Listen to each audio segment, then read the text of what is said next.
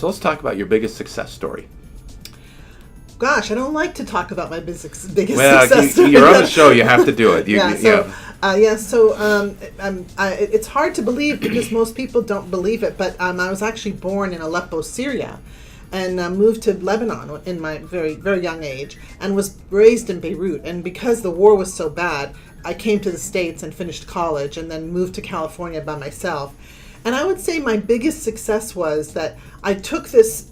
I came to a new country, didn't really know anybody, and I really created my own success. My parents were in Lebanon. They really couldn't do much to help me. And I didn't really know anybody out here to mentor me. So I was really on my own. And I created my own career. And I created my own success to a, high-level, high-paying corporate success, executive. Yeah.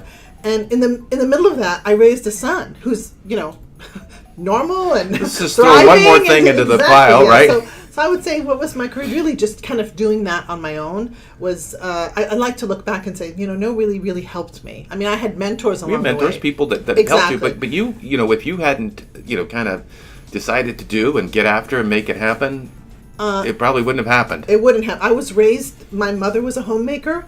I only met one woman who worked in my till I was 22, and that was my dad's secretary.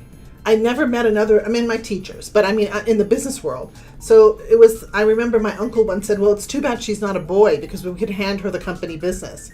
But that's the mentality, so breaking out of that. That's the Middle East, right? Exactly. Right? Well, that's amazing. I've known you for a while, and that is a great story. Yeah, it is. And I really like it. There's so much news. I think people that there's got to be a ton of people that can relate to this story that you've got. Mm-hmm. And you've got this stuff that can really help them really fast. I mean, not only, and again, I was born here, so I don't have that to be able to add, right? But you do. Yeah. What it's like to come to a foreign country and make something happen. Yeah. That's really impressive.